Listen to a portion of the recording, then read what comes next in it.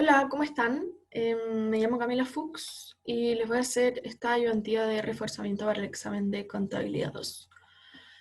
Acá está mi mail para que me puedan mandar dudas si tienen o preguntas o lo que quieran. Y eso, yo ya hice el desarrollo a mano y entonces les voy a ir mostrando lo que fui haciendo en cada ejercicio y eso. Ya, entonces, el primer tema es de toma de decisiones. Y dice, la empresa La Momia se dedica a secar fruta y carne para venderla a supermercados, quienes comercializan los productos con marcas propias. El secado de todos los productos se realiza en un mismo tipo de horno. El costo de secado de cada tipo de producto depende de la temperatura a la que deba secarse, habiéndose calculado un estándar sumamente exacto de 50 pesos por minuto de horno por cada kilo a la temperatura de 100 grados Celsius. Si un producto requiere secarse a menos o más temperatura, el costo de secado cae o sube proporcionalmente. Ya, entonces yo en los ejercicios de contabilidad en general y de costos sobre todo, les recomiendo ir como escribiendo las cosas más importantes al tiro en una hoja, para después no tener que volver todo el rato al enunciado y como tener que buscar los datos de los párrafos. Es más fácil que se les pasen cosas si no las anotan. Entonces, al tiro, por ejemplo, anotar esto, que el costo de horno por cada minuto y por cada kilo a 100 grados Celsius va a ser 50. Ya. Después nos dan esta tabla que nos dicen cuál es el costo de adquisición de los productos, cuál es el tiempo de secado requerido en minutos, la temperatura de secado y el precio de venta.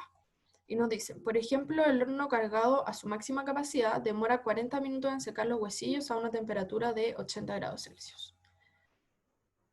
Ya. Y después nos dicen, suponga que el horno de la empresa tiene una capacidad máxima de secado de 100 kilos de producto y puede funcionar en forma continuada por 10 horas al día por 22 días al mes. La tecnología es tal que no existe demora en cambios de productos, es decir, se puede terminar de secar, por ejemplo, maíz y comenzar inmediatamente a secar, por ejemplo, pasas. Ya, esto último es como para simplificarnos la vida al final, como para que no nos pasemos rollos de, ya, pero yo tengo que sacar esto y poner lo otro, como eso. Ya, y como les dije, anotar las cosas importantes, entonces esto es importante, capacidad máxima de secado va a ser 100 kilos de producto, y acá, que puede funcionar de forma continuada por 10 horas al día por 22 días al mes. Ya después me dicen que los costos fijos de operación de la planta de secado más los costos administrativos ascienden a 7 millones mensuales.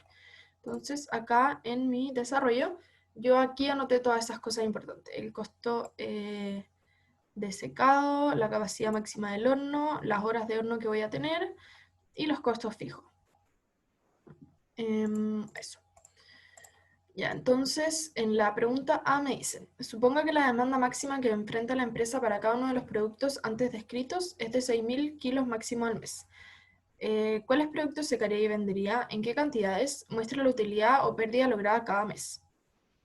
Y después hay como una segunda pregunta, pero la vamos a hacer después. Entonces, ya, nos están preguntando qué vamos a vender si la demanda máxima es de 6.000 kilos.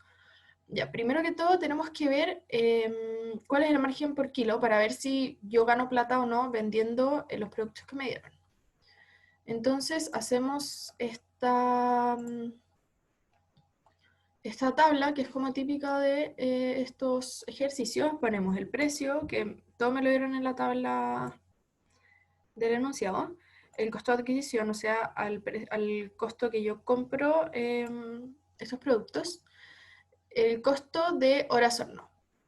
Ya, entonces esto era como un poco más complicado. Y si nosotros nos vamos al enunciado, nos dicen que por cada kilo, acá, por cada kilo tenemos 50 pesos por minuto por kilo y a temperatura de 100 grados. Entonces, el costo de cada uno de los kilos va a ser el tiempo de secado, o sea, por ejemplo, 40 minutos por 50 pesos, pero ese 50 pesos va a depender de la temperatura, ¿cierto? Puede ser un poco más o un poco menos, o lo mismo.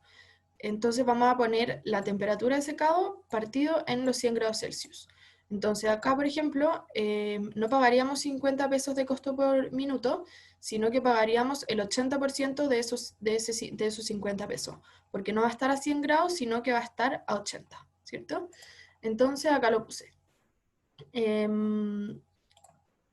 Los 40 minutos por el 80% de esos 50 pesos. Y eso nos daría un costo de 1.600 por kilo. Y ahí calculamos el margen, sería 300 pesos por kilo. Eso lo repetimos para todos los productos, para el charqui, el maíz, las pasas y las almendras, y nos dan márgenes de 300, 1000, 400, 300 y menos 200. Como las almendras tienen un margen negativo, entonces no las vamos a vender, ¿ya? Porque obviamente si estoy perdiendo plata vendiéndolas, no las vendo. Entonces, ahora que ya sé que me conviene vender todos los productos menos las almendras, lo que voy a hacer es ver si puedo producir la demanda máxima. Ya eso es como lo que generalmente hay que hacer en estos ejercicios. Ya, entonces, para ver si puedo producir la demanda máxima, lo que voy a hacer es ver como cuántos insumos necesito. ¿Ya? El único insumo que me podría limitar ahora son las horas de horno, ¿cierto? Hay ejercicios que tienen 2 factores, otros que tienen 3, etc. Entonces hay que ir viendo como si lo que tenemos no alcanza. Ya, entonces, hice esta tabla que tiene primero la demanda máxima, que son 6.000 kilos para cada producto, después las horas horno por cada 100 kilos.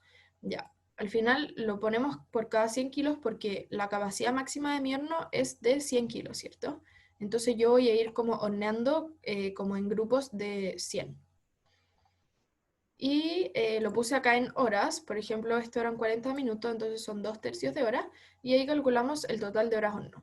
Entonces, como una forma más fácil de calcularlo, como sería decir, ya, yo tengo 6.000 kilos, como voy a hornearlo en grupos de 100, en verdad voy a tener que hornear 60 veces, y 60 veces por 2/3 de hora me da 40 horas, ¿cierto? Entonces acá lo mismo, tengo que hornear 60 veces por 4/3 de hora, me da 80 horas. Y así, para todos los productos, y me da que son 40 horas para los huesillos, 80 horas para el charqui, 20 horas para el maní y 30 horas para maíz, perdón, y 30 horas para las pasas. Y eso me da un total de horas requeridas de 170 horas. Ya, si eso yo lo comparo con mi máximo de horas, que era acá, ¿cierto? 10 horas horno por 22 días al mes eran 220 horas. Y yo solamente necesito 170, entonces sí me alcanzan. Como necesitamos menos horas de las que tenemos, entonces estamos en una situación de baja capacidad y vamos a poder producir todas las demandas. O satisfacer todas las demandas, como quieran decirlo. Entonces, la segunda parte de la pregunta era calcular nuestra utilidad y para eso vamos a hacer el margen de cada producto por la cantidad producida y después restamos los costos. Entonces, el margen de los huesillos era 300, por los 6.000 kilos nos da 1.800.000. Después el charqui eran 1.000 por kilo, por 6.000 kilos, 6 millones. 400 pesos por kilo, por 6.000 kilos, 2.400.000. Y 300 pesos por cada kilo de pasas por 6.000 kilos y nos da 1.800.000. Eso en total nos da un ingreso por ventas de 12 millones y tenemos que restarle los costos fijos. Acuérdense que estos son los márgenes, entonces ya restamos el costo del horno y el costo de adquisición de los productos. Entonces restamos los costos fijos, que son 7 millones, y nos da una utilidad de 5 millones mensuales. ¿Ya? Eso sería la A.1. Después volvemos al enunciado y nos dicen, suponga que recibe un pedido especial por 1.200 kilos de maíz seco. El precio que ha negociado es de 1.480 al kilo. ¿Le conviene aceptar este pedido especial? Fundamente numéricamente su respuesta. Ya, entonces nos vamos acá al desarrollo. Ya, lo primero que tenemos que revisar es si nos conviene vender maíz a 1.480 el kilo, porque en verdad nosotros el maíz lo vendemos a 1.700 el kilo. Entonces, tenemos que calcular el margen. Nosotros lo vendemos a 1800, o sea, 1480, menos el costo del horno, menos el costo de adquisición. Este, acuérdense que lo habíamos calculado arriba y este sale en la tabla. Y nos da 180 de margen. Ya. Luego tenemos que revisar si tenemos capacidad para aceptar el pedido. Entonces, o sea, si tenemos horas horno suficientes al final. Entonces tenemos 1200 kilos, que tendríamos que usar 12 veces el horno, ¿cierto? Porque como hacemos en grupos de 100 kilos, son 12. Ya, y además de la tabla sabemos que usamos 1/3 de hora por cada vez, ¿cierto? Entonces, 12 por 1/3 de hora nos dan 4 horas. Y nosotros sabemos que tenemos más de 4 horas disponibles, entonces, como el margen es positivo y tenemos la capacidad, entonces sí lo aceptamos. Y eso sería toda la A.2. Ya, después vamos a la B.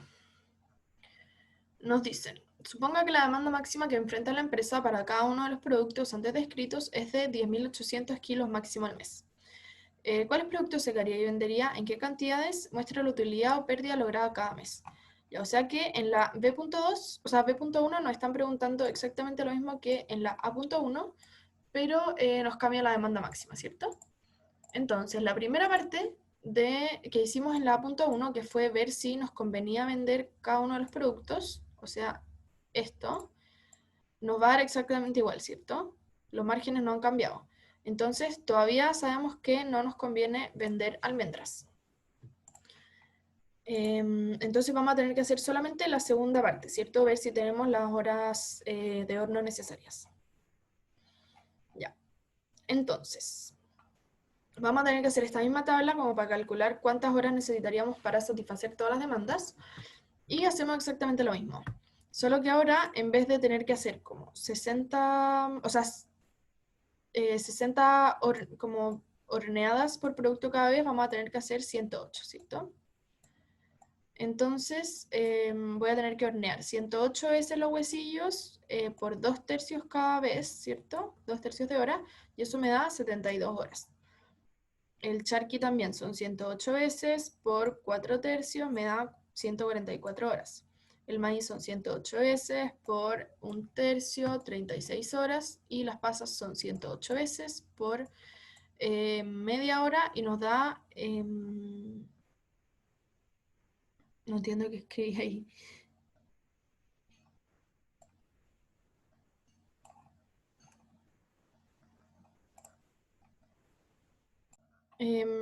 Ya, por 54 horas sale.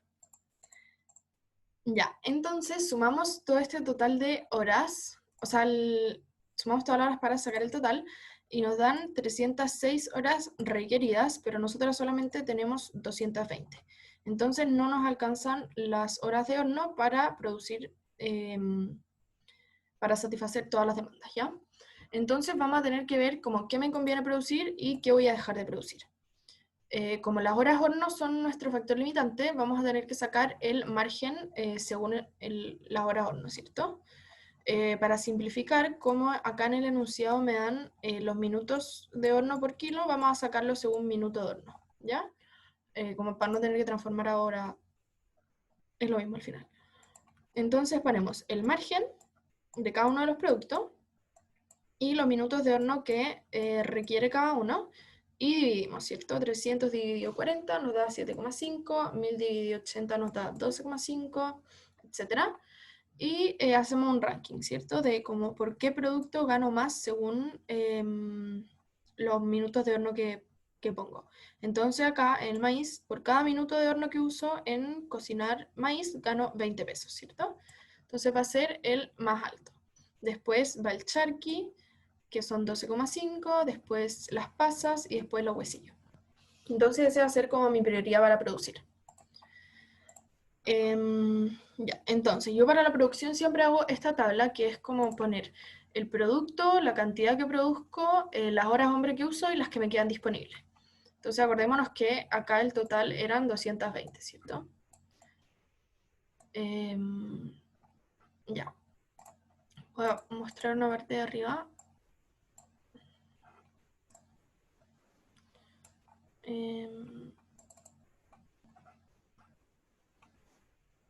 Ya no, es que no se alcanza a ver bien. Ya, entonces, ya, yo voy a partir produciendo el maíz, ¿cierto? Entonces tengo 10.800 kilos, que es la demanda máxima, y de mi tabla de arriba yo vi que para producir los 10.800 kilos necesitaba 36 horas. Tengo 220, ¿cierto? Entonces me alcanza y lo voy a producir todo. Entonces de las 220 me van a quedar disponibles 220 menos 36, o sea, 184, ¿cierto? Ya, entonces, de esas 184 horas, después voy a querer producir charqui, ¿cierto? Porque es mi segundo producto en el ranking. Entonces voy a mi tabla de arriba a ver cuánto necesitaría yo para producir toda la demanda de charqui. Voy y necesito acá 144 horas, ¿cierto? Eso sería lo que necesitaría y tengo 184 horas disponibles todavía, entonces sé que voy a poder producir los 10.800 kilos, que voy a usar 144 horas y me van a quedar 40 disponibles. Entonces ese 40 es como 184 menos los 144. Ya, y después voy a querer producir el tercer producto, que serían las pasas, ¿cierto? Y voy arriba, veo que para producir la demanda máxima de pasas necesitaría 54 horas, pero no me quedan 54 horas disponibles, ¿cierto? Me quedan solo 40. Entonces voy a ver cuántos kilos puedo producir con 40 horas. Y eso va a ser mi producción al final. Entonces, esta parte de la tabla se rellena como al revés. Entonces yo digo ya, voy a usar todos mis 40 kilos, o sea, mis 40 horas, perdón, en pasas. Entonces pongo ahí como utilizadas y acá cero. Y ahí a partir de eso voy a ver cuánto produzco. Ya. Entonces, después yo, si veo mi tabla, veo que por cada 100 kilos necesito media hora de horno, ¿cierto? Entonces, si tengo 40 horas, voy a poder hornear 80 veces con 100 kilos cada vez, o sea, 8.000 kilos, ¿cierto? Entonces, mi producción de pasas va a ser esa, 8.000. Ya, y después tengo que calcular mi utilidad mensual. Entonces hago mi cantidad de maíz, 10.800 por el margen, 400, la cantidad de charqui por el margen, 1.000, y la cantidad de pasas por su margen, 300, menos los 7 millones de costos fijos, ¿cierto? Entonces eso me da un margen de 10.520.000, o sea, una utilidad, perdón. Y esa sería la B.1. Ya, después volvemos al enunciado y en la B.2 nos dice, suponga que recibe un pedido especial por 1.200 kilos de maíz seco. El precio que ha negociado es de 1.480 al kilo. ¿Le conviene aceptar este pedido especial? Fundamente numéricamente su respuesta. Ya, entonces ya sabemos que el maíz vendido a este precio sí nos da utilidades, ¿cierto? Entonces tenemos que como analizar un poco más para ver si me conviene venderlo. Ya, ahora no tengo horas hombre disponibles, ¿cierto? Las estoy usando todas en la producción que dijimos arriba, por lo que tendría que dejar de producir algo para poder hacer este pedido. Entonces, obviamente yo voy a dejar de producir lo que menos me convenga, ¿cierto? O sea, dejaría de producir un poco de pasas para poder producir estos 1.200 kilos de maíz. Entonces, acuérdense que ahora nosotros estábamos produciendo según los márgenes de minuto horno. Entonces vamos a sacar el margen de minuto horno de este maíz, porque como este maíz se lo vendemos a un precio diferente que el resto del maíz, entonces no tiene el mismo margen por minuto horno. Entonces el margen de este maíz lo habíamos calculado antes y era 180, y en la tabla pueden ver que por cada kilo de maíz hay que usar, o sea, maíz, perdón, hay que usar 20 minutos, entonces nos da un margen de 9. Si nosotros vemos, o sea, comparamos eso con nuestro ranking, podemos ver que todo lo que estamos produciendo, o sea, maíz, charqui y pasas, tienen un margen mayor. Entonces no nos va a convenir producir algo que nos da un margen de 9. Entonces, decimos que como el margen de horno es menor al de los productos que estoy produciendo actualmente, no me conviene aceptar el pedido. Y eso sería toda la B.2.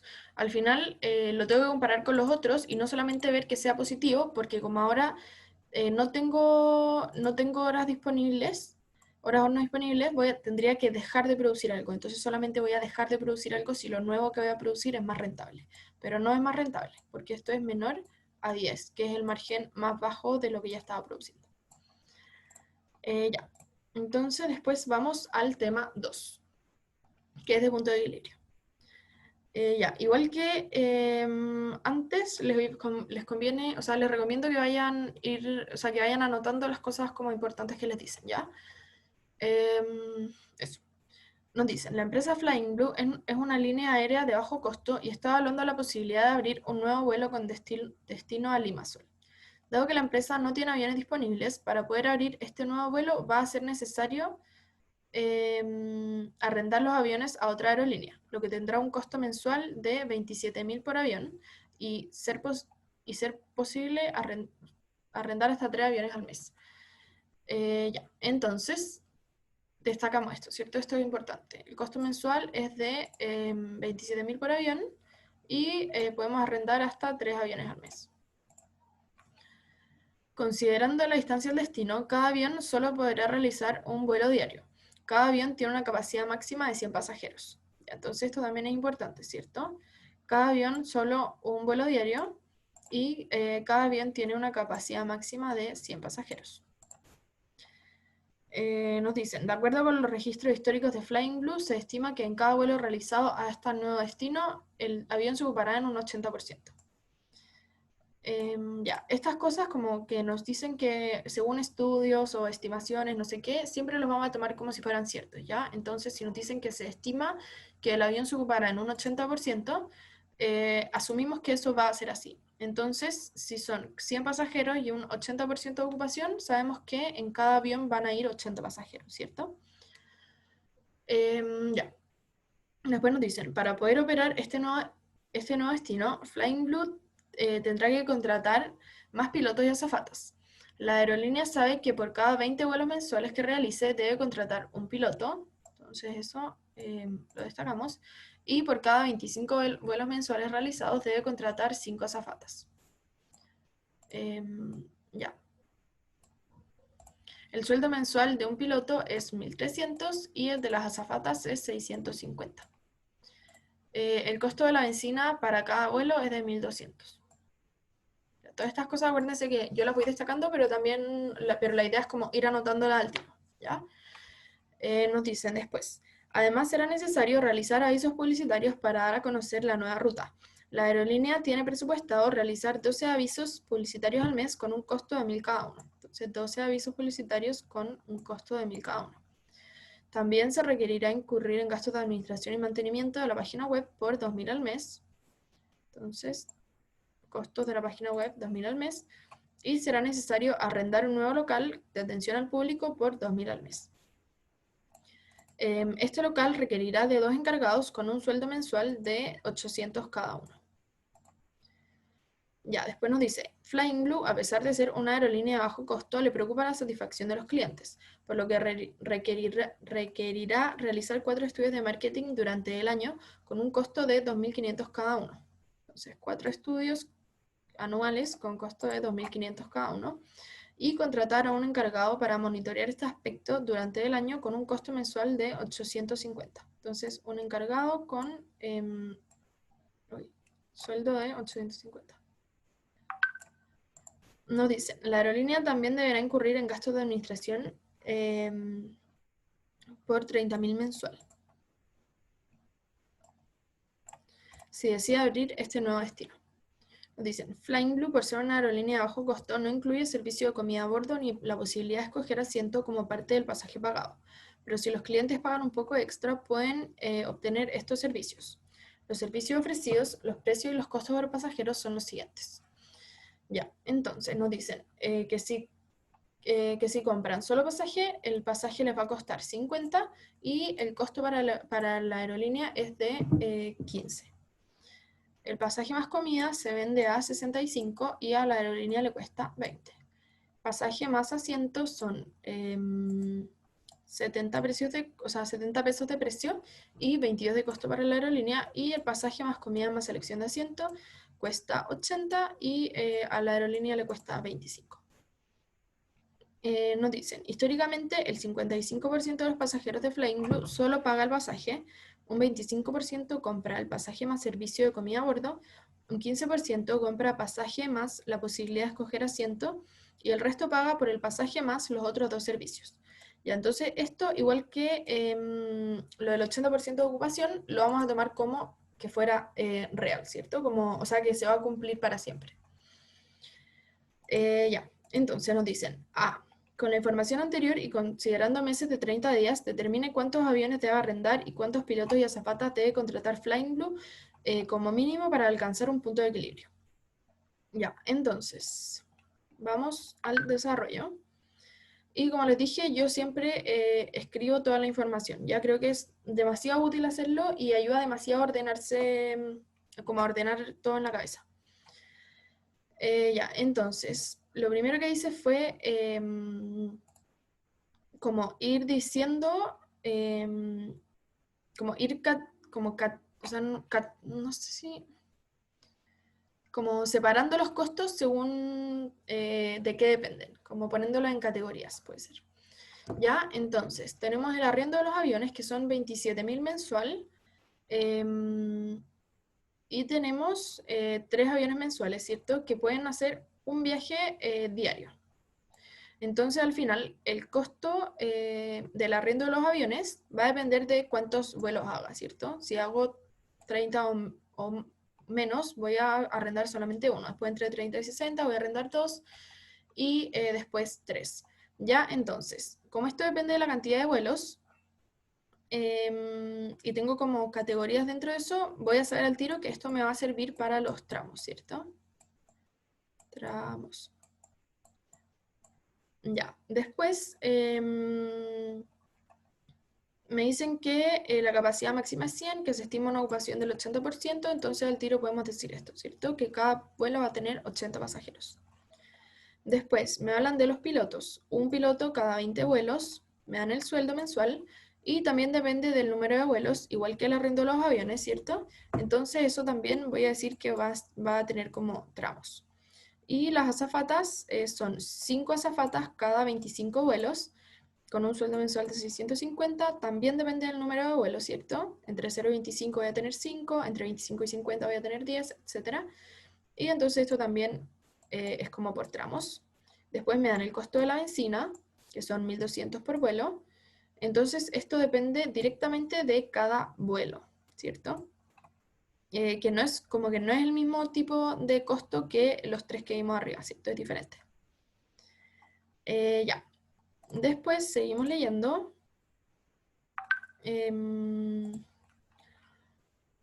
Tenemos la publicidad, son 12 avisos al mes, 1.000 cada uno, costo fijo.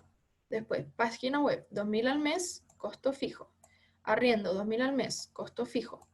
Encargados local, 2 con sueldo mensual de 800, costo fijo. Estudios, 4 al año con costo de 2.500 cada uno, costo fijo. Encargado de estudios, 1 con sueldo mensual, costo fijo. Y gastos de administración son 30.000 mensuales, costo fijo también. Ya, entonces voy a tener como, tengo 3 tipos de costos, ¿cierto? Tengo uno que depende del número de vuelos y que los puedo ir como, que son por tramos. Después tengo uno que depende directamente del número de vuelos, como por cada vuelo sumo 1.200 de benzina, ¿cierto? Y después tengo costos fijos. Entonces lo primero que voy a hacer va a ser sumar todos estos costos fijos. Y eso. Ya, entonces, los voy a tener que sumar anuales, porque si se fijan, tengo un costo que es el de los estudios, que son 4 al año. Y me dan el costo por cada uno, pero yo no puedo transformar al final este costo a mensual. Pero todos los mensuales sí los puedo transformar a anuales. Entonces voy a transformar todos los costos a anuales.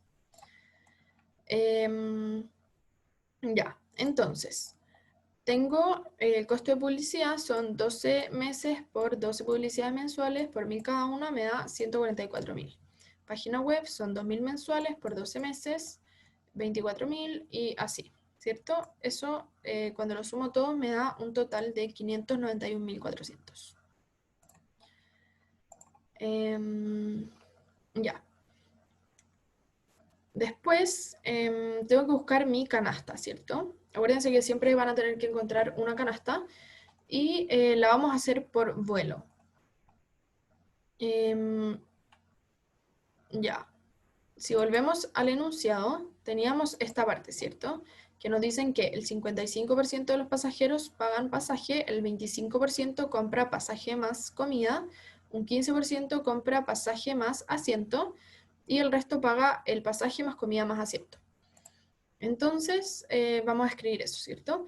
Tenemos en cada vuelo 80% de ocupación, o sea que son 80 pasajeros por vuelo.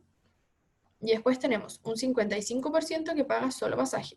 O sea que de 80 pasajeros vamos a tener un 55% que va a comprar pasaje, o sea 44 pasajeros.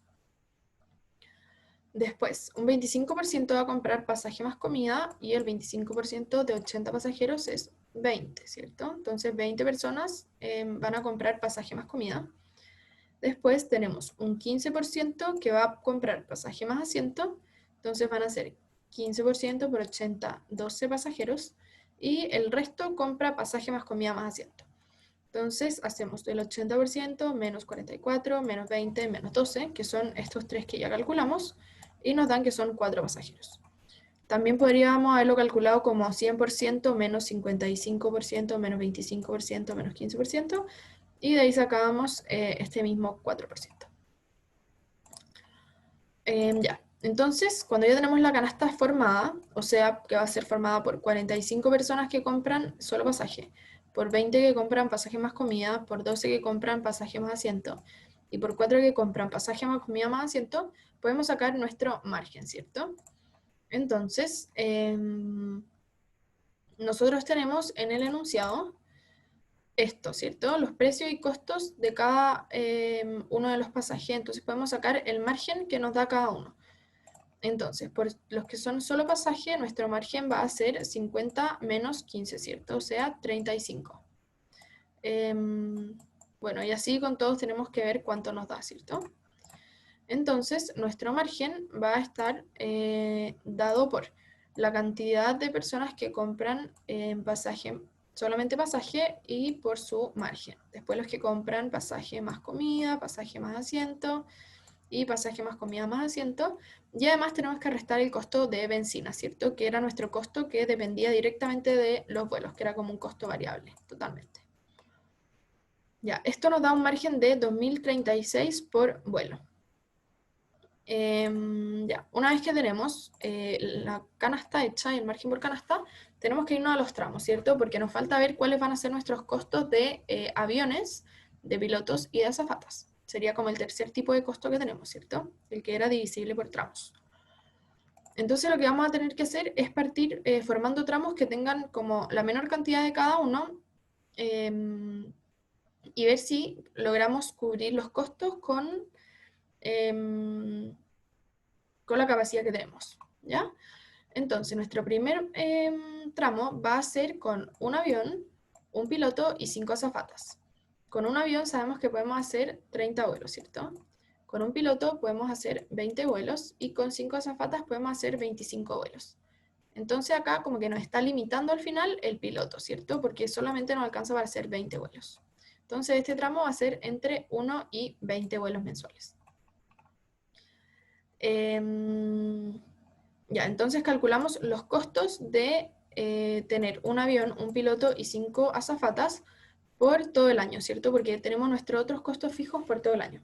Entonces hacemos 12 por lo que cuesta arrendar un avión por un mes, más el sueldo de un piloto por un mes, más el sueldo de las 5 azafatas. ¿Ya? Y eso lo multiplicamos todo por 12 y nos da 378.600 anual. Entonces eso lo sumamos a los otros costos fijos que habíamos calculado arriba y nos da un total de 970.000 anual. Ya, entonces, para calcular el punto de equilibrio, o sea, cuántos vuelos tendríamos que hacer, hacemos el total de costos fijos partido en el margen de cada vuelo, o sea, lo que yo gano por cada vuelo, y eso nos da un total de 476,42 vuelos. Esto es anual, ¿cierto? Porque estos costos están anuales. Entonces nos da que tendríamos que hacer 39,7 vuelos mensuales, ¿cierto? Como estamos en el tramo de 1 a 20 vuelos mensuales, entonces no podemos llegar al punto de equilibrio, ¿cierto? Porque no tenemos capacidad para hacer los 39,7 vuelos mensuales. Entonces tenemos que ir al segundo tramo. Ya, si se acuerdan, lo que nos estaba limitando acá era el piloto, ¿cierto? Porque nos permitía hacer solamente 20 vuelos. Entonces lo que hacemos es aumentar eso que nos está limitando para el segundo tramo. Entonces nos quedarían 2 pilotos, ¿cierto? Ya, entonces ahora con los aviones podemos hacer todavía 30 vuelos mensuales, ¿cierto? Porque tenemos un avión.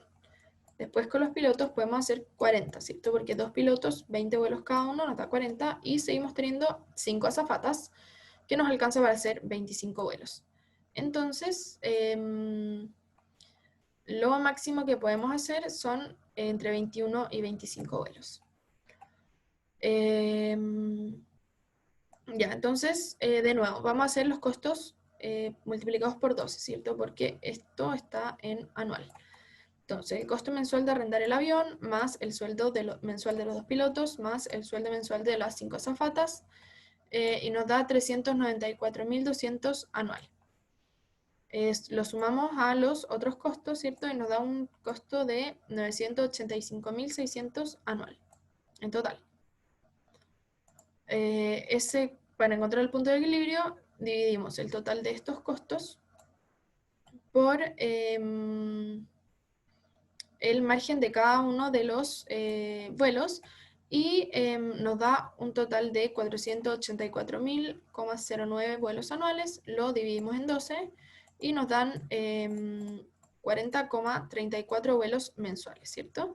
Como estamos en el tramo de máximo 25 vuelos, entonces no podemos alcanzar el punto de equilibrio.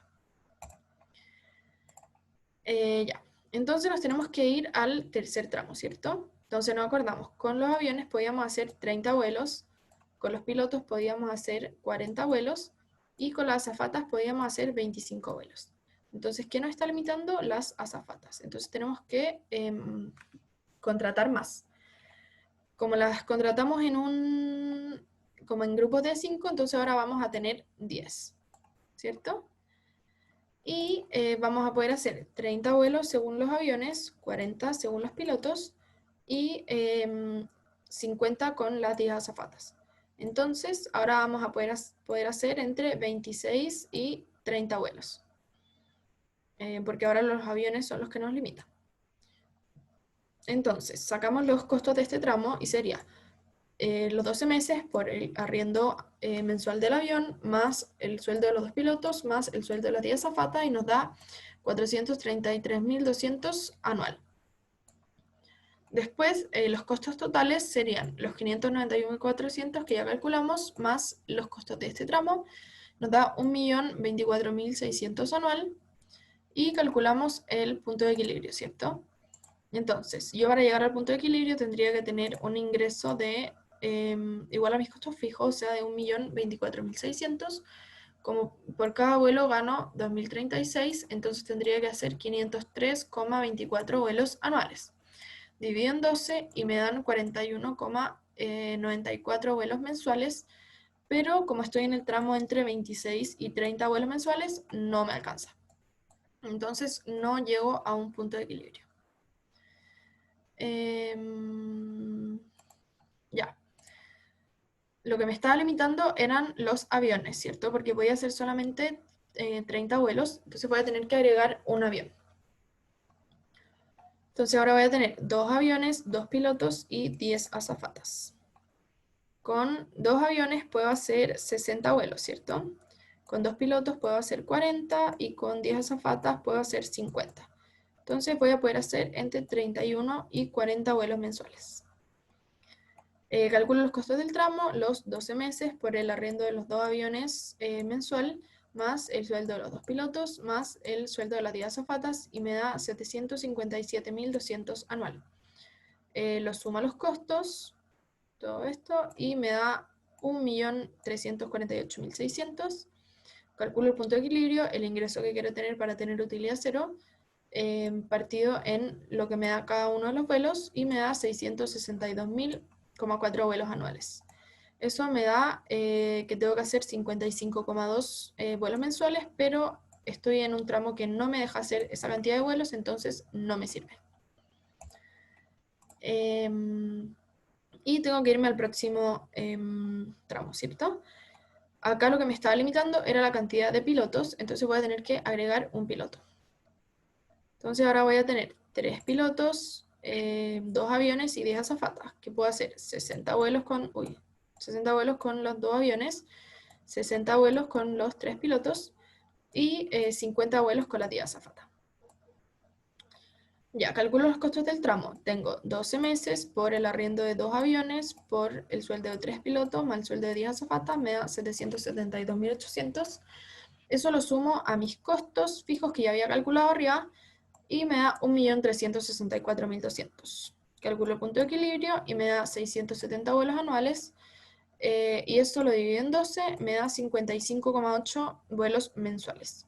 Esto, 55,8, es mayor a mi capacidad máxima, que son 50 vuelos, entonces no puedo alcanzar el punto de equilibrio.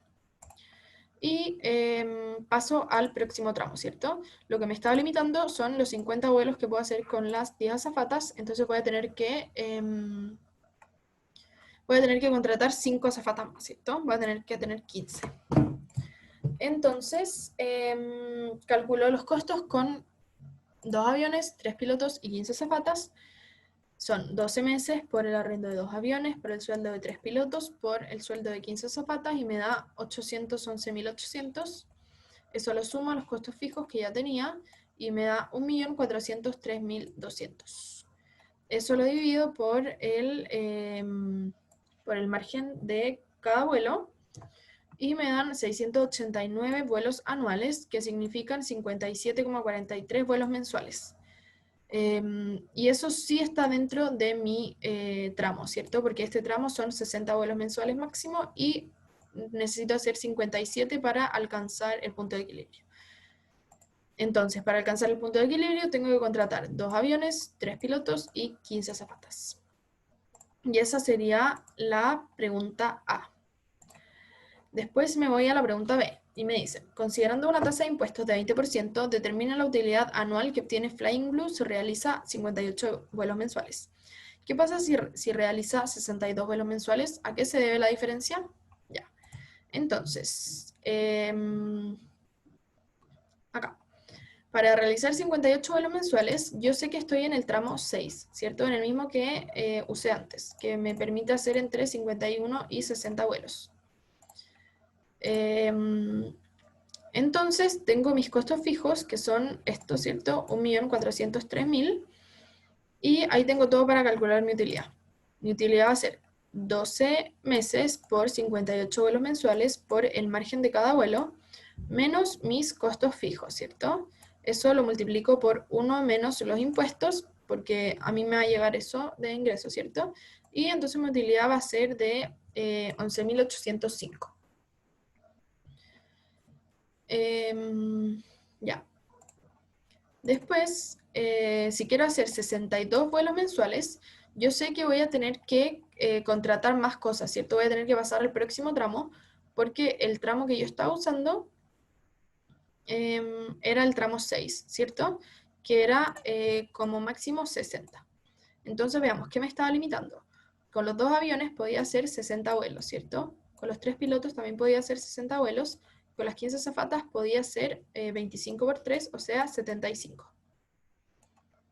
Entonces lo que me estaba limitando era esto, ¿cierto? Los aviones y los pilotos. O sea que voy a tener que contratar un avión más y un piloto más.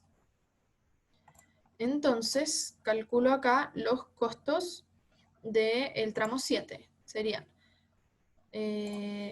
12 meses por 3 aviones, por 4 pilotos, por 15 azafatas, Y eso más los 591.400 de costos fijos, ¿cierto? Me da un total de 1.742.800. Entonces mi utilidad va a ser los 12 meses por 62 vuelos por 2.036 cada uno, menos los costos fijos. Y acá se me van los impuestos porque si yo hago esta resta, me da negativo. Y acuérdense que cuando yo tengo pérdidas no pago impuestos, ¿ya? Entonces no pago impuestos en esta parte. Y me da una utilidad de menos 228.016. Y ahí también preguntaban como por qué pasa esto. Y lo que pasa es que cuando yo paso de 58 a 62 vuelos, tengo que arrendar un nuevo avión y contratar un nuevo piloto. Entonces los costos fijos me aumentan demasiado. Fíjense que acá tenía 1.403.000 y acá tengo 1.742.800. Entonces esa diferencia como de 340.000 lo tendría que pagar solamente haciendo 4 vuelos mensuales más, que es muy poco. Entonces no alcanzo a cubrir ese aumento de costos. Entonces al final el aumento de costos fijos es mucho mayor al aumento de ingresos y por eso tengo una pérdida. Ya, después vamos a la letra C. Me dicen, Flying Blue está revisando el margen de contribución de cada uno de los servicios que ofrece. Dado que el servicio de pasaje más comida más selección de asiento presenta el margen más alto, están analizando la posibilidad de realizar una campaña publicitaria para aumentar el porcentaje de clientes que compra esta opción. Flying Blue se encuentra actualmente realizando 58 vuelos mensuales y se estima que la campaña descontaría a los clientes que anteriormente... se estima que la campaña aumentaría de 5 a 10% la proporción de clientes que compran este servicio. Dicho aumento se descontaría a los clientes que anteriormente pagaban por el pasaje más servicio de comida a bordo. ¿Cuánto es lo máximo que estaría dispuesta a pagar la aerolínea por dicha campaña publicitaria? Recuerde que la tasa de impuestos corporativa es de 20%. Ya, entonces, ¿qué me están diciendo? Que pasaje más comida más asiento aumentaría de 5 a 10%, o sea que ahora serían 8 los pasajeros que comprarían este servicio, y que eso se descontaría de los que pagaban pasaje más comida, ¿cierto? O sea que pasarían a ser del 25% al 20%, o sea que ahora serían 16 pasajeros. Ya, entonces, ¿qué pasa cuando me cambia la proporción de pasajeros que compran cada uno de los servicios? Me cambia el margen de la canasta, ¿cierto? Entonces tengo que calcular el nuevo margen, que lo calculo igual que antes, solamente cambiando este 8 y este 16, ¿cierto? Entonces me quedan 16 y 8. Y el resto queda igual. Entonces me da un nuevo margen de la canasta de 2.076. O sea que por cada vuelo que yo estoy haciendo voy a ganar 2.076. Ya, además me decían que estaba teniendo 58 vuelos mensuales, ¿cierto? Entonces yo sé que para 58 vuelos mensuales estoy en el tramo 6, o sea que ya conozco mis costos fijos y calculo solamente mi utilidad. Entonces tengo 12 meses con 58 vuelos mensuales que ganaría 2.076 por cada uno, ¿cierto? Y antes ganaba 2.036. Este sería como el nuevo margen. Ya, los costos fijos se mantienen, ¿cierto? Y tengo los impuestos. Y eso me da una utilidad de 33.357. Si yo calculo eso con la utilidad que ganaba antes, cuando hacía la misma cantidad de vuelos, pero con 2.036 de margen por canasta, entonces me da que ahora gano 21.551,8. Entonces mi disposición a pagar va a ser igual a lo que aumenta mi utilidad. Entonces voy a estar dispuesto a pagar esto por la nueva campaña. Eso. Y esa sería la letra C. Ya. Después pasamos al tema 3, que es de bonos. Nos dice, usted es un afamado experto en evaluación y contabilización de los bonos internacionales y le presentan un bono que posee las siguientes características. Tiene un valor nominal de 5.000 UF, una tasa de carátula de 8,16% anual, los cupones son 24 cuotas iguales y semestrales, Y la TIR es de 12,6% anual. La fecha de emisión es el 6 de abril, o sea, el 30 del 6 del 2004.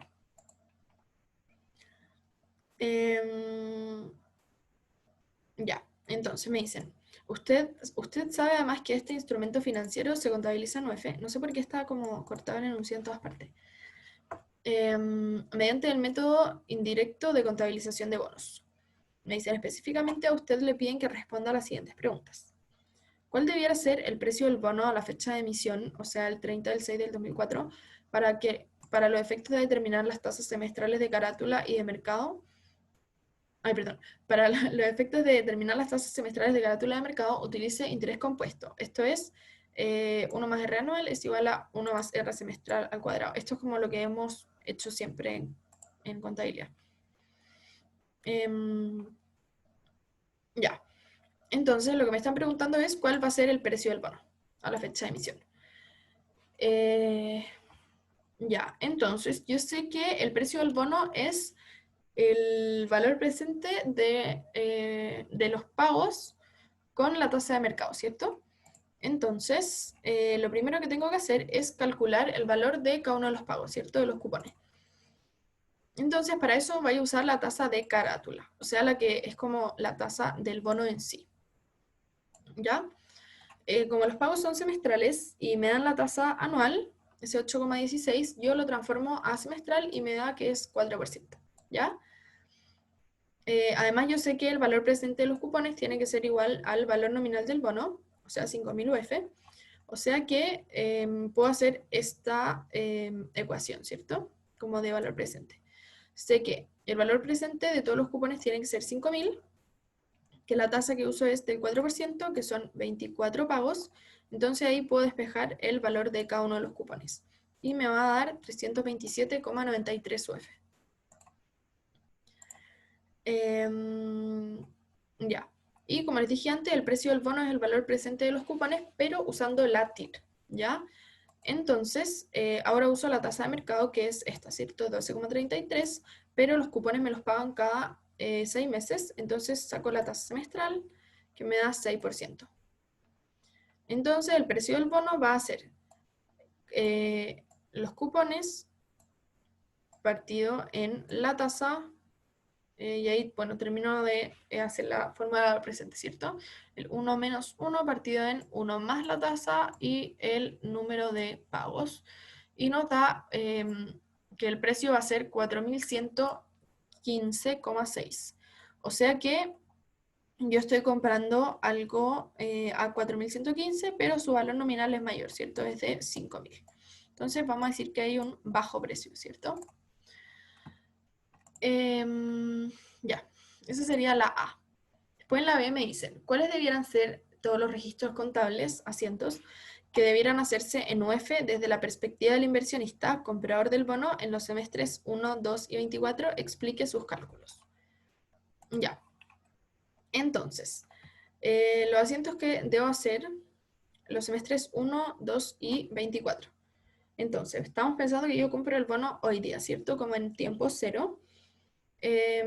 Entonces, en el semestre 1 lo que voy a tener que hacer es, primero, como devengar los intereses, ¿cierto? Que acumulé entre 0 y 1 y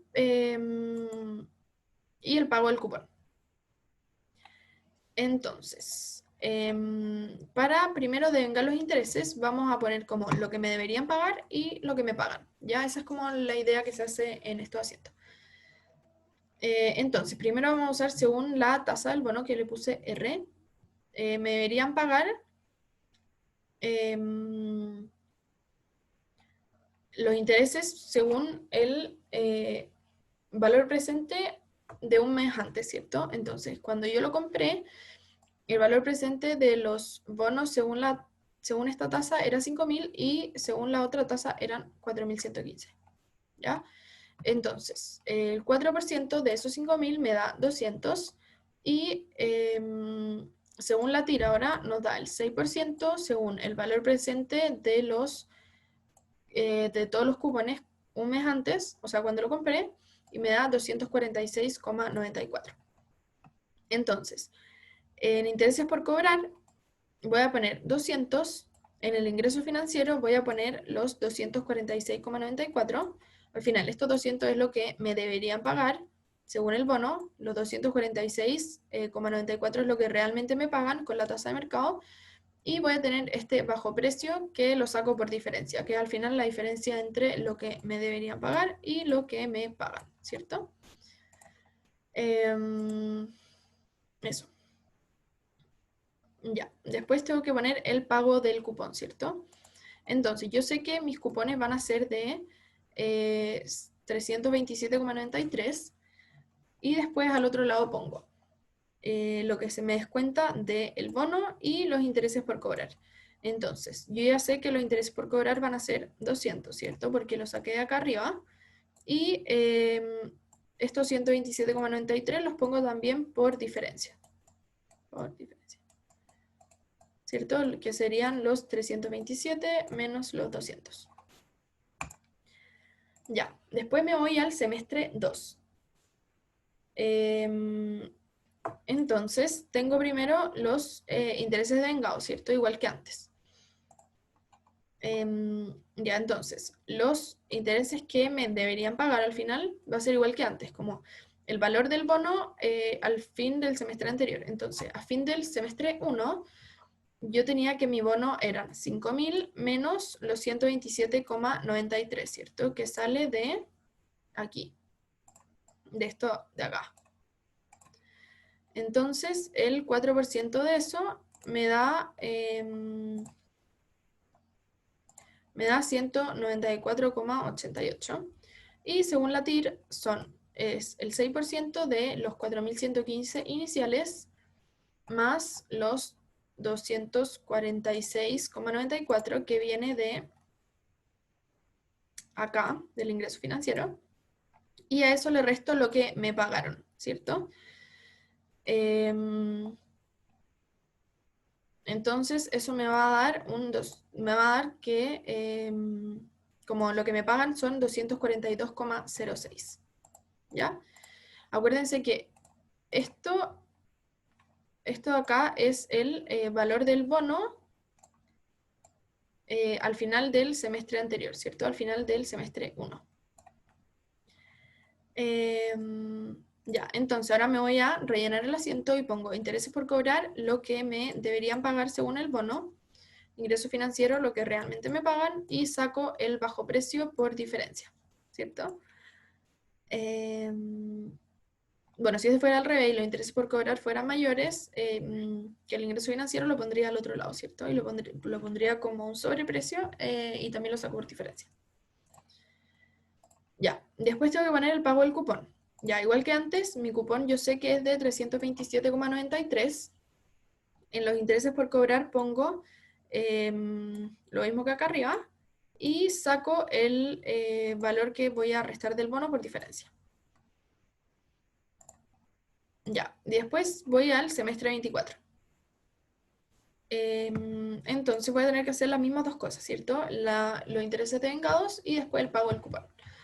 Entonces, acuérdense, los intereses de vengados los voy a calcular con cada una de las tasas por sobre el valor por el valor del bono al final del semestre anterior, ¿cierto? Entonces, al final del semestre 23, ahí me quedaba solamente un pago que me iban a hacer en un semestre más, ¿cierto? Entonces, el valor presente de ese cupón era 327,93 partido en 1 más la tasa. Entonces, los intereses van a ser 4% por ese valor presente que nos da 12,61. Ahora lo hago según la TIR. El valor presente del último cupón al final del semestre 3 era 327,93 partido en 1,06. Lo multiplico por el 6% y me da 18,56. Con eso completo el asiento. Intereses por cobrar, lo que me deberían pagar según el cupón, ingreso financiero, lo que me pagan realmente, y el bajo precio lo saco por diferencia. Después el pago del cupón es igual que siempre. Yo sé que cada cupón es de 327,93. Los intereses por cobrar son los mismos que puse acá, ¿cierto? Según el bono. Y saco el bono por diferencia. Bueno, eso sería toda la letra B. Pues en la letra C me dicen, ¿cuál debiera ser el saldo de las cuentas bonos y sobre o bajo precio al 31 del 12 del 2010, final del semestre 13? Fundamente su respuesta.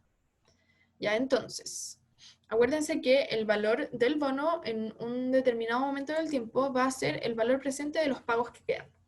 Entonces, al final del semestre 13, yo sé que me han pagado 13 cupones y por lo tanto me quedan 11 más, ¿cierto? Entonces, el saldo de la cuenta bono lo calculo con la tasa del bono y tengo los cupones que me quedan, que son de 327,93 UF, partido por la tasa, por 1 menos 1 partido en la tasa y elevado al número de cupones que me quedan, que son 11, y me da que el valor de la cuenta bono entonces va a ser 2.872,8. Además, sé que la cuenta de bajo precio va a ser el valor presente de los cupones con la tasa del bono menos el valor presente de los cupones con la tasa de mercado. Entonces, ya con la tasa del bono ya lo calculé, me da 2.872,8 y para calcular el valor presente según la tasa de mercado hago lo mismo pero cambio la tasa, ¿cierto? Entonces, valor de los cupones partido la tasa por 1 menos 1 partido en 1 más la tasa por los 11 cupones que me quedan por cobrar. Y eso me da un valor presente de 290,48. Entonces ese va a ser el saldo de la cuenta de bajo precio. Al final acuérdense que la cuenta de bajo precio es la diferencia entre lo que cuesta el bono, como el valor nominal del bono, y el precio que yo pago realmente. Entonces siempre va a estar dado por esto, ya sea como, o sea, y el valor presente siempre va a ser de los cupones que quedan por pagar. Ya. Y después voy a la D y me dicen, ¿cuánto debiera reconocerse como ingreso financiero, interés por cobrar y bajo o sobreprecio al 31 del 12 del 2013? O sea, al final del semestre 2019, explique su respuesta. Entonces lo que me están preguntando es exactamente lo que me preguntaron en la B, como que haga el asiento, ¿cierto? Entonces, yo sé que el ingreso financiero lo hago según la tasa del bono, el interés por cobrar lo hago, perdón, el ingreso financiero lo hago según la tasa de mercado, el interés por cobrar lo hago según la tasa del bono y el sobre o bajo precio va a ser la diferencia. Entonces, hago interés por cobrar, tasa de mercado por valor presente de los cupones al 4% y me están preguntando al final del semestre 19, ¿cierto? Entonces, al final del semestre, acuérdense que los intereses que me pagan el semestre 19, yo lo tengo que calcular según el valor presente que tenía mi bono al final del semestre 18, ¿cierto? Entonces, porque al final, como los intereses que me pagan al final del semestre 19, es así, ¿cierto? Acá está el fin del semestre 18, fin del semestre 19, y los intereses que se generan acá en todo este periodo es según el valor presente del cupón acá, ¿cierto? O sea, perdón, del bono acá. Entonces, tenía el valor de los cupones y al final del semestre 18 me quedaban 6 pagos, ¿cierto? Entonces calculo el valor presente, le saco el 4%, que es los intereses que me deberían pagar, y me da 68,76. El ingreso financiero va a ser exactamente lo mismo, pero, ay, perdón, esto es un 1,06, me equivoqué. Pero va a ser con el 6%, ¿cierto? Entonces 6%, acá también 1 más 6%, con los 6 pagos que me quedaban, y me da un 96,75.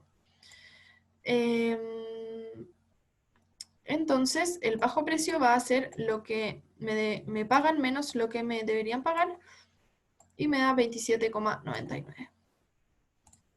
Y esa sería la D. Ya, el último tema es de inflación. Me dicen, hoy, 1 de enero, la sociedad TX cuenta con un capital de 1 millón y está analizando las siguientes opciones de inversión. 1. Invertir el 50% en un depósito a plazo en UF que ofrece un interés compuesto de 3% real anual. Este depósito vence en 10 años más, momento en que se recibirá el monto total del depósito más todos los intereses devengados a la fecha. El otro 50% lo invertirá lo invertiría en un depósito en pesos que ofrece pagar un 7% nominal anual. Los intereses de este depósito se recibirían en efectivo a fines de los años 4, 8 y 10. El interés recibido corresponde a todo lo vengado a cada una de dichas fechas. El capital aportado se retiraría a fines... Está muy... O sea, no sé por qué me lo transformó como la aplicación de PDF, muy mal. Ya, se retiraría a fines del año 10. Todos los intereses recibidos serán depositados en una cuenta corriente. 2. Asociarse con un amigo para emprender el negocio de carritos de hot dogs, siendo cada uno dueño del 50% del proyecto. Esto significaría que el 50% de todos los flujos corresponden a la sociedad TX. Este negocio requiere una inversión inicial de 2 millones para comprar el carrito necesario para la producción, cuya vida útil se estima en 10 años. Los costos anuales de producción calculados al día de hoy, 1 de enero, son de 1.900.000 y se espera que crezcan anualmente en función de la inflación. El precio de venta se fijaría en 0,08 UF la unidad. La venta se estima en 1.000 unidades para el primer año, decreciendo a una tasa de 3% anual, producto de la depreciación del carrito. Todos los flujos del proyecto son pagados y recibidos el último día hábil de cada año y serán depositados en una cuenta corriente en pesos. Después me dicen, se estima que el IPC del periodo se mueve en base a la siguiente información. Ya, entre los años 1 y 5, me dan el valor de la UF. Y entre el año 6 y 10 me dan la inflación anual. Considerando la información entregada y que la tasa de descuento relevante para la sociedad es de 2% real anual, a usted se le pide lo siguiente. Entonces, ¿por qué sale D, pero es A? Determine en cuál de las dos alternativas le conviene invertir a la sociedad TX, justifique numéricamente su respuesta. Ya. Entonces, ya, el típico ejercicio de inflación, ¿cierto? De matemática financiera, que me dan dos proyectos y yo tengo que, o dos o más, y yo tengo que elegir cuál es el mejor, ¿cierto? Siempre vamos a elegir cuál es el mejor en base a valor presente. Y acuérdense que el valor presente lo tenemos que calcular siempre como a la misma fecha. O sea, por ejemplo, si yo voy a traer todo al año 0, traigo todo al año 0, no uno al 0, otro al 1 y otro al 3. Y eso. Ya, otra como clave en inflación es, acuérdense, tasa nominal va con pesos, tasa real va con UF. ¿Ya? Ya, entonces, la primera opción es invertir el 50% en un depósito a plazo en UF al 3% real anual. Y en 10 años vamos a recibir el monto anual más todos los intereses. Y el 50% restante en depósito a plazo con tasa nominal igual a 7% anual. Y los intereses se reciben en los años 4, 8 y 10. El capital se recibe a fines del año 10. Ya. Entonces, en general ustedes van a tener que hacer como esta tabla, ¿ya? Que es una tabla que nos dice para cada año cuál es la tasa real relevante, cuál es la inflación y cuál es la tasa nominal. ¿Ya? Todo lo que no está destacado, todo lo que no está destacado, o sea, todas estas tasas y todas estas inflaciones es lo que me dieron por enunciado, ¿ya? Todo lo que está destacado o subrayado es lo que no me dieron por enunciado y yo tengo que calcular. Entonces, para la inflación de los primeros 5 años, yo no la tengo, pero tengo el valor de la UF, ¿cierto? Acá. Entonces, lo que puedo ir haciendo es dividir la inflación, o sea, la UF de un año partido en la anterior y así voy sacando la inflación, ¿cierto? Entonces, para el año 1 voy a poder sacar la inflación, me da 3,5, para el año 2 lo mismo, para el año 3, 4 y 5, y me dan estas inflaciones. Y después tengo que calcular la tasa nominal, ¿cierto? Ya tengo la real, calculo la nominal. Y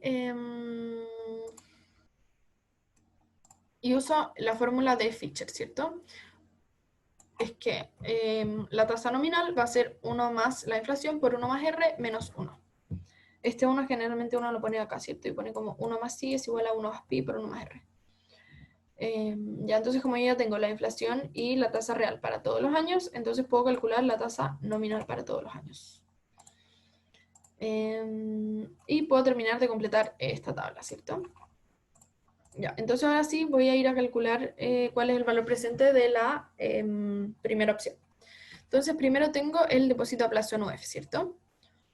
Ya, me dicen que el depósito a plazo en UF va a acumular intereses a un 3% anual y que en 10 años más me pagan el monto total más los intereses. Entonces, tengo un pago en 10 años más.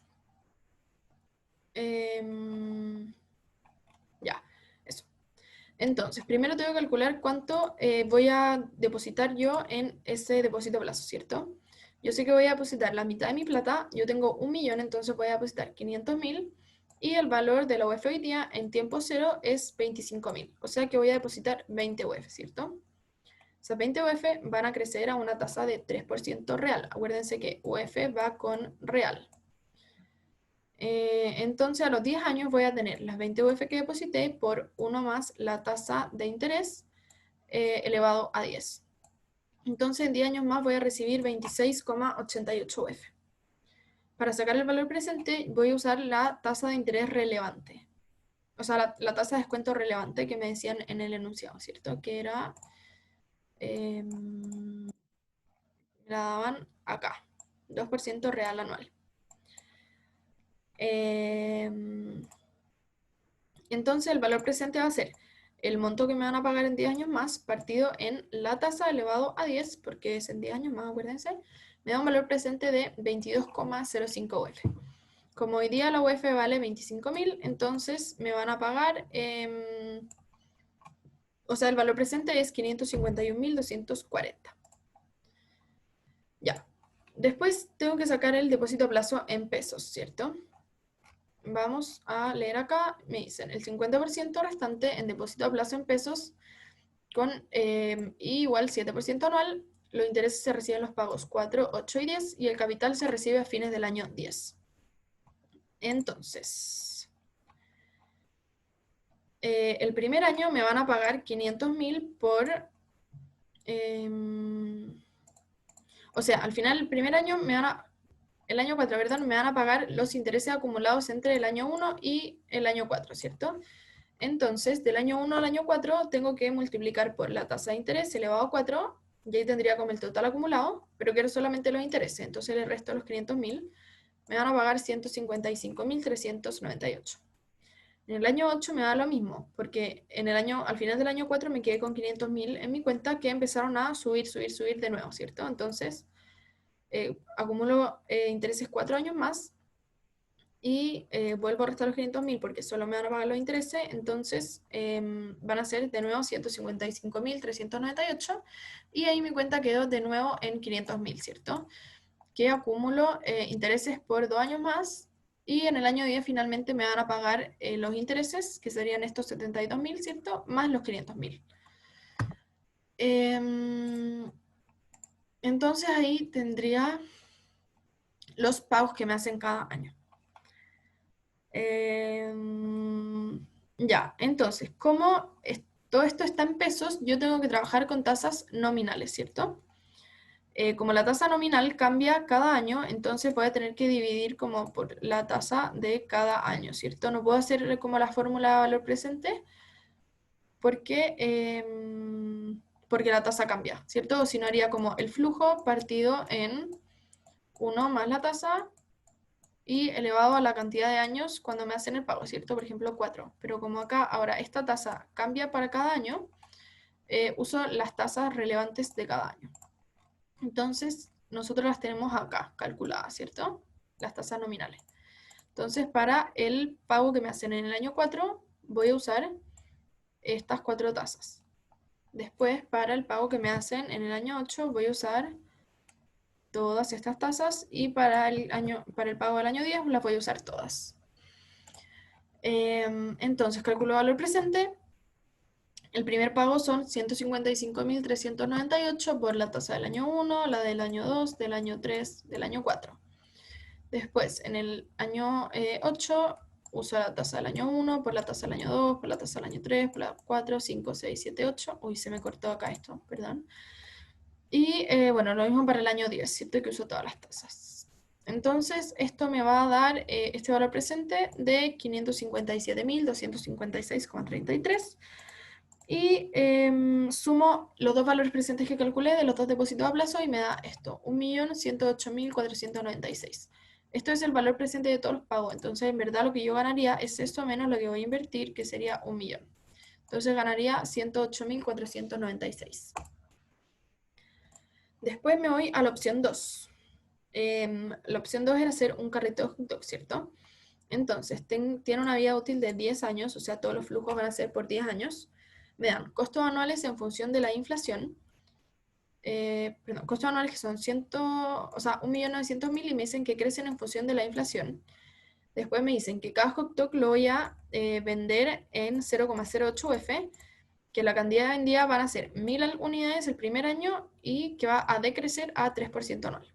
Entonces lo que tengo que hacer es sacar el valor presente de los costos anuales y de los ingresos anuales, ¿cierto?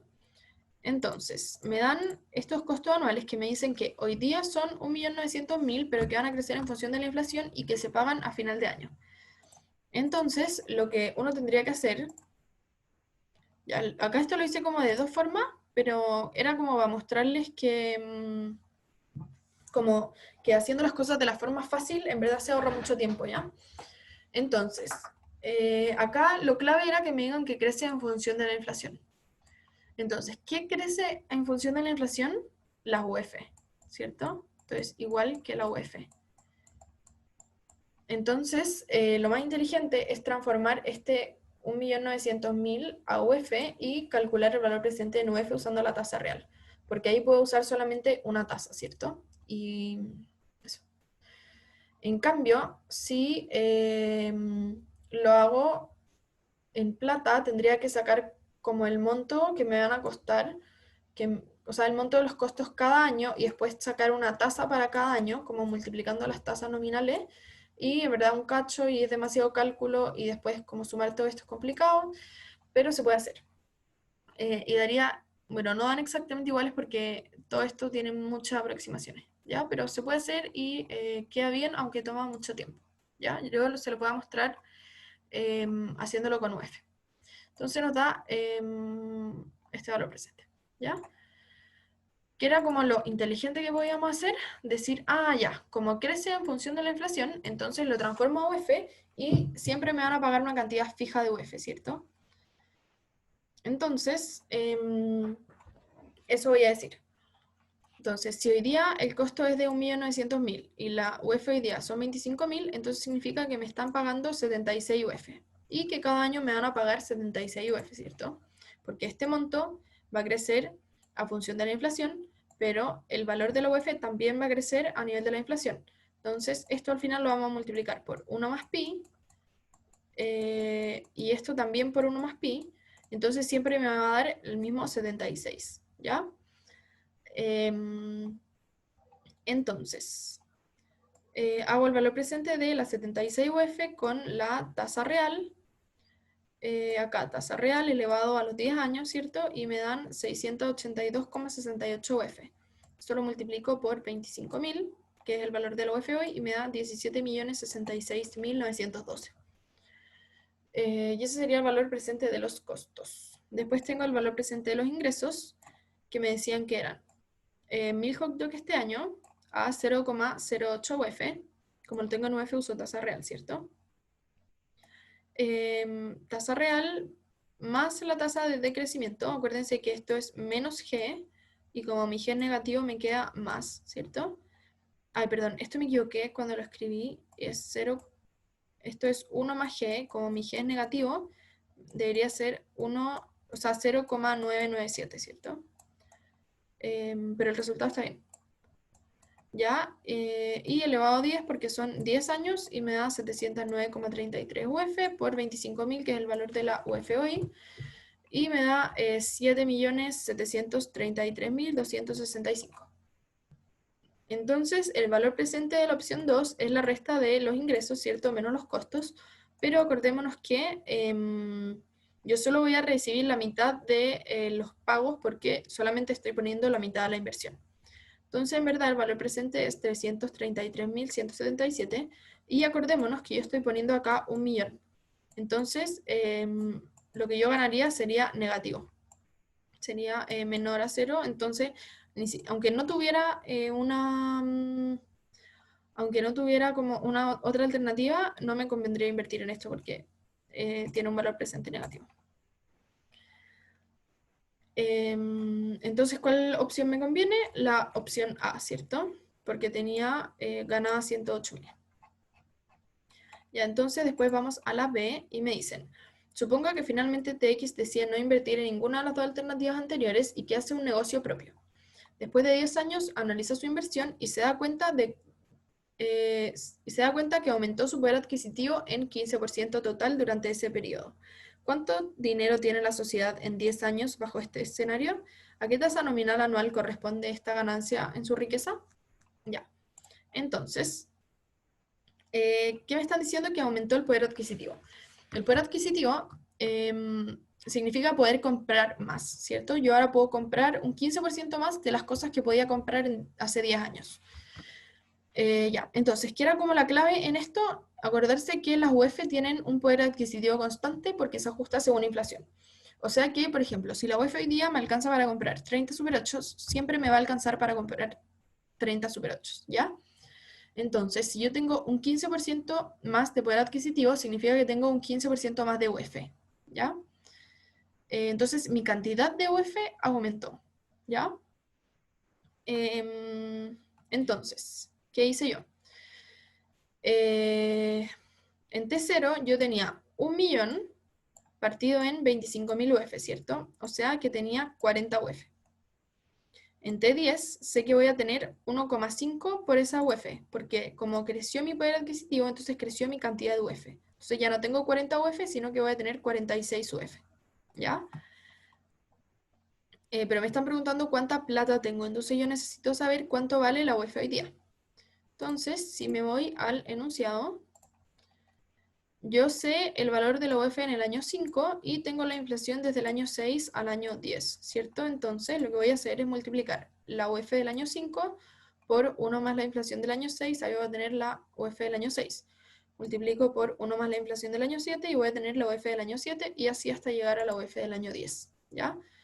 Entonces acá pongo valor de la UF, esto es en el año 10, y tengo el valor de la UF en el año 5 por la inflación del año 6, por la inflación del año 7, por la inflación del año 8, por 1 más la inflación del año 9, por 1 más la inflación del año 10, y me da que la UF en el año 10 va a costar 35.800, o sea, 35.568,94. Entonces, ya sé que en el año 10 voy a tener 46 UF y que cada una de esas UF va a costar 35.568. Entonces voy a tener 1.636.071, ¿cierto? Ya, además de preguntarme cuánta plata tenía, eso primero me preguntaban cuánto dinero tiene la sociedad en 10 años bajo este escenario, que eso ya lo sé, y me preguntan a qué tasa nominal anual corresponde esta ganancia. Entonces la tasa nominal, acuérdense que es como el crecimiento de la plata. Entonces yo sé que ahora tengo 1.636.171, que al principio tenía 1.000.000, entonces hago la división y resto 1 y me da que creció mi cantidad de dinero en un 63,2%. Pero esto es el crecimiento de 10 años, ¿cierto? 10, bueno, 10 años. Entonces, para calcular la tasa nominal anual, tengo que hacer esta tasa de 10 años elevado a 1 partido 10 y me da un 5,05%. Bueno, y eso sería todo el ejercicio de inflación y toda la ayudantía. Bueno, cualquier duda que tengan de cualquiera de estos ejercicios, mándenme un mail. Está acá en el enunciado, cfux.uc.cl, y eso. Mucha suerte con el estudio y que esté muy bien.